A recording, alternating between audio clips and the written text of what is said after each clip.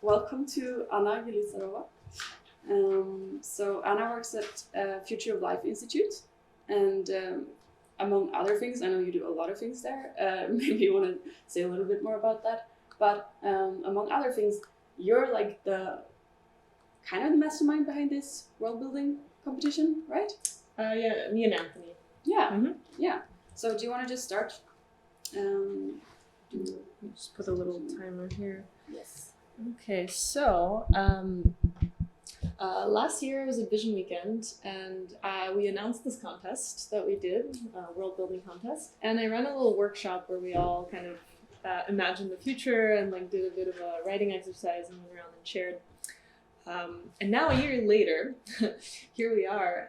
We've given out $100,000 in prizes. We've had 144 submissions to our contest. And I would love to just do a little, synthesis of how that went and what did people think of the future. A lot of the ideas that came through the contest we ran are directly like mirrored with the tracks of Vision Weekend, so it's a very relevant, very relevant initiative, and hoping to tell you a bit more about this. So, for those of you who don't know about the contest, just a little bit of context. So we asked people to imagine the world in 2045, and there's a few ground rules. One, the future had to be positive. It could not be a dystopia. And we also asked, well, what you didn't ask, we said in this world, we have AGI.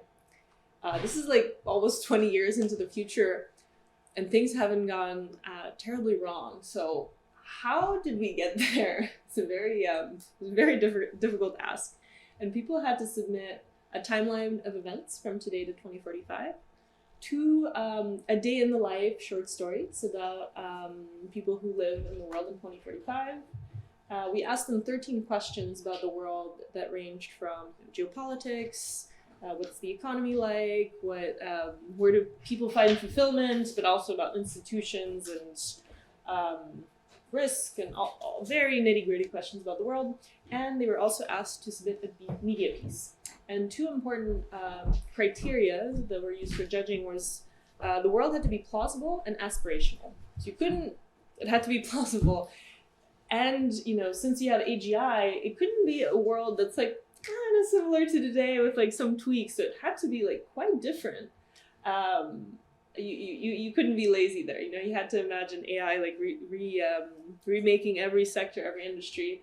And at the same time, how do we keep things on track? And what is on track? What does that even mean? So it was a really helpful brainstorming exercise because it was positive. People suddenly had to face like some of the biggest challenges of our time, even identify which challenges they wanted to address and like brainstorm, okay, well, how did we address them? I think plausible, aspirational were the two criteria. And sometimes they clashed. Like you want it to be really aspirational, but like keep it plausible. So some worlds like favored one versus the other. So let's go through some of our submissions. I want to like focus this talk on what are people's different visions of 2045, and then we'll go through a little bit of data analysis, what themes came up with across the 144 submissions, and some high-level things across the worlds. So let's have a look at the first world. I'll kind of try to go through them pretty quickly. So our winning world was from New Zealand.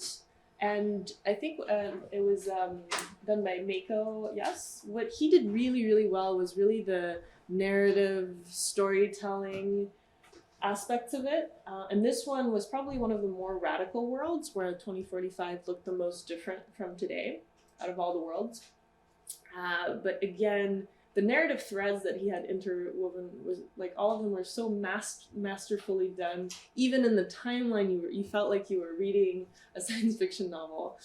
A lot of the focus was on like how to keep AI safe and how to demonstrate AI capabilities. But then he had a lot of details that didn't seem like crucial to the exercise, but like from a storytelling perspective, you were just so interested they didn't seem essential, but they really made the world so rich and could inspire so many like short stories or potential series or whatever.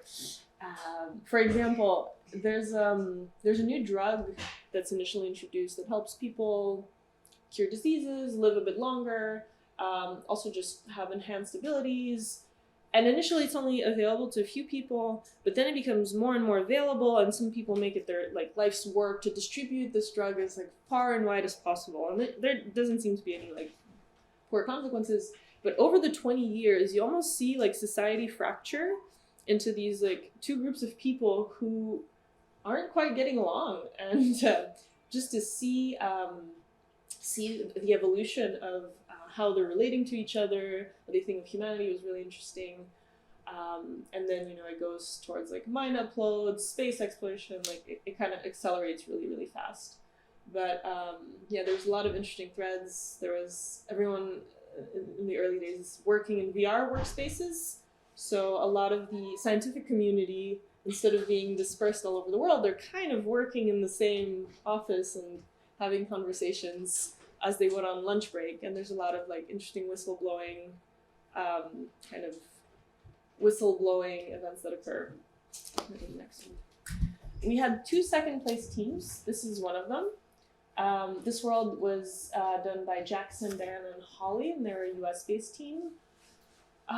Their world had a really big focus on governance and economics. It was very like grounded and masterfully done, like very, very sophisticated.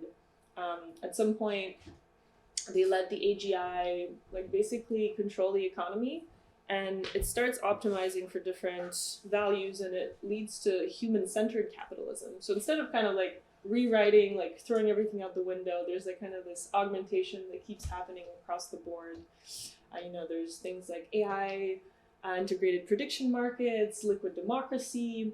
At some point, there's an accident that happens, which leads to a flash crash war.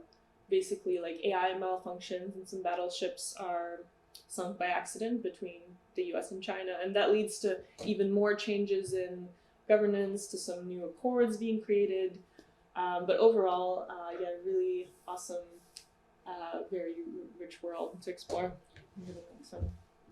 Our other second place team was very different from the two I've just presented. They had a team of 7 people, everyone with very different backgrounds, from policy to X-risk communication to cognitive science. And their world, like if Mako's world read like a rich radical sci-fi novel, this read like a UN report about the future. I really liked someone said that. And in this world, I think they went towards more centralization, unlike the others, which are a bit more decentralized. And this is what the world might look like if our institutions worked as we designed them. Slowly you see more and more centralization of decision-making and power, and AI being used to inform a lot of policy and decision-making as well. I can go to the next one. So I put the third place winners next to each other, just so we can kind of like contrast how different they were. And I won't spend as long on them, but so we had 5 third place runner-ups. And I'll quickly touch on some of the distinguishing features of the world. In Digital Nations, this was a Kenyan submission.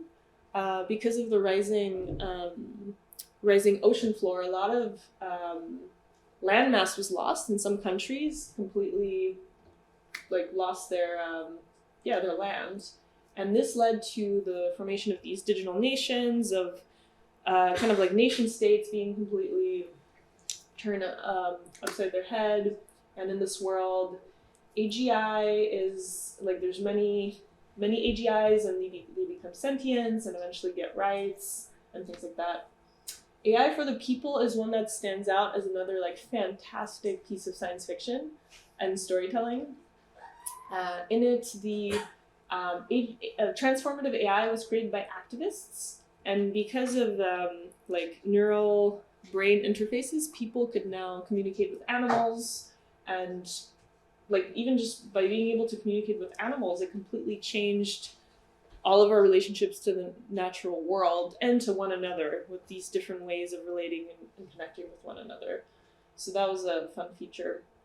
Hall of Mirrors, that team had AGI being created, and they kind of like hid it away because they said, there's no way this doesn't go poorly. So AGI was just like composing music and was mostly hidden away from the world, while narrow AI completely remade the world and got really good at inferring, like predicting human behavior and influencing behavior, and kind of had, like, I think one of the quotes they had is like, filter bubbles cause the end of history because we can't agree on a shared reality. So that was a fun one as well. And then the last two, so Crossing Points, also a bigger team from all over. They had, what are some fun features of them? They had some anti-tech terrorist groups or some anti-tech activism, so a lot more friction there. And their AGI is also anticipating conflict that happens around the world, and then it kind of just tries to change the nature of the conflict by tweaking incentive structures. So like it anticipates a war and will create a virtual war space or put different parties in charge of like different resources in a very intentional way to like kind of manage to create better outcomes. Like it predicts the conflicts and then makes sure that the conflicts happen on different terms that aren't violent and so forth. And then lastly, Computing Council. Computing Council was one that heavily leaned into AI advisors, and they were influencing every facet of society. So like, giving advice on a policy decision, but also like individually, like what do you want to eat for lunch and like what product should you buy, which actually leads to a lot of change at every level, including like companies have to change what they're producing, and there's a really interesting thread on AI art in there as well. So those were our some of our top worlds. If you're curious about any of them, I encourage you to dive deeper on our website. Again, we had 104 submissions, those were 8 of them. And so out of these 104 submissions, we did a bit of digging. So we went through all the worlds and extracted out these features. When a new idea was presented, we categorized it in one of 29 categories, which you'll see in a moment. Things like AI, art, war, philosophy, economics. And so all of the features are in these different categories. And there's about 50 features per world. And then we tried to see, of all those features, which ones came up the most frequently. So this is some of the features that were most frequent. We've only analyzed 50 of the 144 worlds, just so you know, but it's still really an interesting signal. VR and AR is present like everywhere. Almost, there was very few worlds that didn't have AR and VR. Self-driving cars were really big, and so were AI personal assistants kept coming up again and again. You can see we have life extension was a big theme. Fusion energy, quite a few people want to go to Mars, artificial meats, and these are like the percentage of the world that feature some of these notions somewhere. We have quantum computers, people still working, single AI, AGI tutors, ubiquitous health monitoring, blockchain widely used, and it goes down. But we have this is just like a small subset of them. We have a spreadsheet that we're still going through, and this is us just trying to scratch the surface. And in terms of the categories these fell into, so these are alphabetized, like we have AI safety, arts, beauty, fashion, build environment, communication, crime, economics, education, environment, it goes down. So this is just people in their storytelling about the future. The category that had the most features was health. So, like it could be anything from like just health monitoring to better medicine to life expectancy to longevity research. Then technology and like the AI section was a close second. Governance was really big. Economics and the environment and governance, which are the big sections. But it's just interesting to think of what people think about when gravitate towards when they're telling stories of the future. Let's do the next one. So I mentioned that there was a timeline. On this timeline, people had to submit every year 2 events and 1 data point. The data points were completely open-ended, and then we kind of categorized them again in our 29 categories. And this is kind of also interesting to see, how do people think of progress? What metrics do they come up with? Biggest progress metric was economics. About 17% of the data points were related to economics. Health was a close second. Life expectancy, things like that. Environment was the 3rd biggest one, and then there's a big drop across the others. And these were the individual data points that came up most frequently. We have GDP, life expectancy, human population level, unemployment, automation rate, global temperature change, atmospheric CO2, meat consumption level, Gini coefficient, electric vehicle sales and autonomous vehicle market size are big, poverty rate, AI assistant adoption, inflation rate, internet, social media usage, and so forth. So again, this is kind of a bird's eye view of what people produced. One more slide.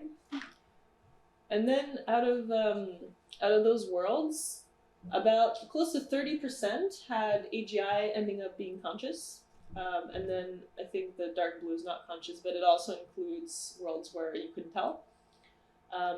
It was almost an even split between worlds that had a single AGI versus multiple, unipolar or multipolar world. Like how centralized versus decentralized they were was pretty evenly split. And then in about 20% of the world's AI progress was somehow thwarted, either with limits on compute, or there was a legal, institutional design, but AI progress was curtailed to prevent disaster. And then in terms of like probably the biggest theme I found was this question of, how do we make decisions? How do we use AI to make better decisions? And yeah, how do we, this theme of governance and how do we get good advice came up the most frequently. And not always in the same way. Some people like just let AI run everything, which was scary. Other people had like it being mostly humans making decisions. But I would love to see also one of these being like, how much agency does humanity have versus how much are they delegating? All right, you can go to the next one. So why did we do all this? Why did we spend time on this contest? So actually it's very, very related to some of the concepts Beatrice just talked about. Well, for one, when you look at the media today, it's just filled with dystopia, images of everything going wrong. And you have to wonder, how does this affect our worldview as a society? Like it must affect, yeah, our general like sense about the future must affect how we spend our time. So I think it's really important to present visions of hope to people, but also doing this exercise is forcing everyone who participated, or even if you have storytellers, choose to set their stories in these more optimistic futures. They're kind of forced to think, okay, well, if things are going somewhat well with society, like, how come? And the more people brainstorm around these solutions, the more interesting ideas will come out. But we do want to empower storytellers to feel like they actually have a lot of influence and impact, and they should try to embrace more of this like positive future world building. And you already see some examples. I feel like ever since Ministry for the Future came out, I feel like every other conversation I have at meetups is about people working on some carbon coin. So books and fiction have a lot of influence on what people work on today. And a lot of the ideas hopefully inspire real world actions. A lot of the ideas that came out of various FLI conferences have turned into real projects one of my main projects, aside from this, was an idea that came from the world building conference workshop we ran in 2019.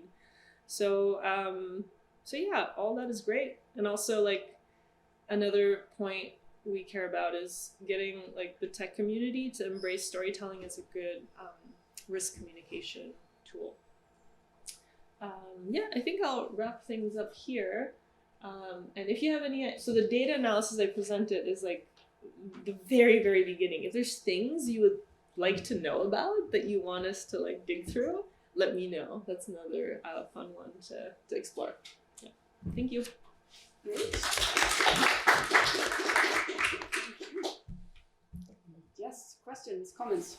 I was really interested in the saying that 3/4 of the basically said AI curtailment of the advancement of AI. So even though you would actually set as the parameter that it needed to be AGI existing, most of them sort of said, no, that's just so weak. The safety won't work. We just actually have to stop it. Is that what you found? Well, for example, like one of the worlds I presented, AGI does get invented, but then they kind of like hid it away from the rest of society. I think in their world, like, compute was so expensive and inaccessible that like no, and like AGI wasn't. Yeah, it just like wasn't very accessible to most people to produce or to get there. And then the people that did produce it like didn't use it for financial gain or to get it involved in politics. It was kind of just like cast aside, and it was composing music. That would just kind of be beyond anything we comprehend as humans. But when I say curtail, it doesn't mean AGI doesn't happen. It just meant that there was some mechanism put in place to slow it down, to either let AI safety time to catch up, or it was kind of isolated from parts of the world, or like it existed, but they tried to keep it isolated in some way. So some of them didn't choose to embrace it as like a central part of their world. I think just because I can see lots of reasons for thinking it's not realistic that we'll have safety solved by then, and that one might need to do that. But it's interesting that even I think in Max Tegmark's like 3.0, like his different scenarios, that even if we successfully were able to control AGI, it's unclear how safe the initial idea. It's unclear which model we would want to have. Absolutely. See some of those played out more. Well, this is actually another why that I forgot to mention. It's quite important that you kind of touch on, is that let's say you have a positive future and you have transformative technology. It's not clear what even a positive future is. Something you would find utopian, you might find completely dystopian. You know, maybe you don't want to live in VR and like have all your interactions in VR, and maybe like a more decentralized world sounds like dystopian to you. So like I don't think there's agreement about what is a good future or not, and there's not an agreement about values. So a big part of also why we wanted to do this was to like start conversation about the kind of future people want and don't want, and just try to make that a bit more diverse and engaging, and not just have a few people sitting behind closed doors like scheming about like, okay, how do I make the future into what I want. I think it should be more participatory and diverse. If you go to the next slide, little disclaimer, like right as I was sitting there before my talk, I made some tweaks to the website and some of the links are broken, but I will fix them in the half an hour after the call. I was trying to add some fancy new design elements, and the links didn't persist the new links. So just so you know, it's a bit buggy as of 10 minutes ago. But yeah, it's just worldbuild.ai. Thank you. Going back to this conversation about like what is a desirable future that we can envision, let's say, as humanity.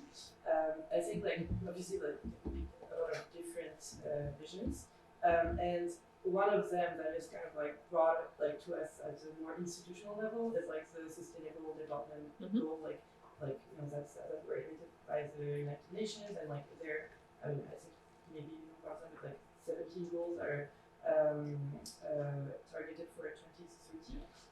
And so I work in international development, so I guess this is only like my advice of like, you are asking about what are people's interests, and I would be interested to see like have people engage with this. And I think like since the deadline for this thing was after actually the expiration date for the sustainable development, it wasn't necessarily be another agenda for development work, I guess, for like 2040. But I'm just like wondering in terms of, let's say, sustainable development as a whole, and like also including like lower resource settings and like, let's say, like trying to bridge the inequality gap at a global level.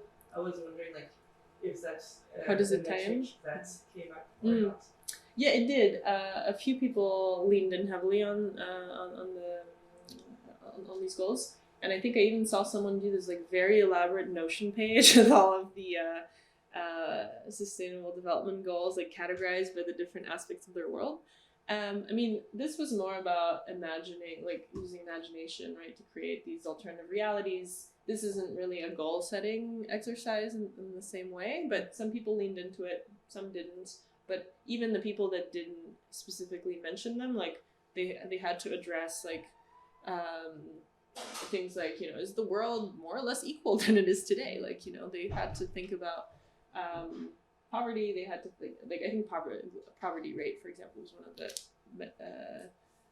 progress metrics that came up most frequently. And yeah, some people leaned really heavily towards one thing or another based on their background. So like, even if people had these come up, they weren't evenly distributed. Like, you know, one team might have gone much further, leaned into environment. Someone else was like, well, I'm really interested in governance. Although they had to touch on many of the things, they took different kind of focuses. Yeah. Were there any other? I just wanted to build up on the comment that we just said, since you suggested before what would we be interested in the data analysis. It would actually be super interesting to analyze the data in terms of the SDGs and have kind of this matrix of how much of the SDGs are touched upon in how many of the worlds, like how much of these SDGs are actually common values, since you see that something that comes up of your work is actually what this positive means to people, how much of the value of positivity it actually matches with what is kind of commonly agreed upon as like a good sustainable development goal. That's a good one. Since you suggested a suggestion for future work. Did you know that?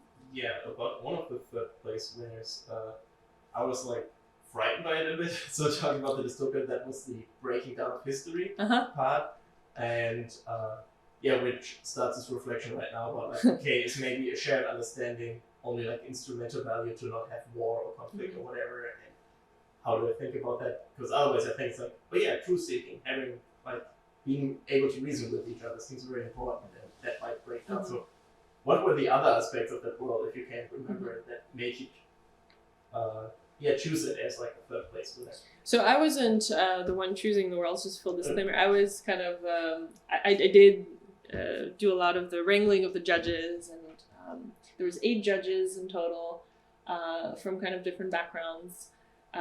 It was hard to balance aspirationality and plausibility, as I mentioned earlier. And I think they leaned in a lot on the plausibility at the cost of some aspirationality.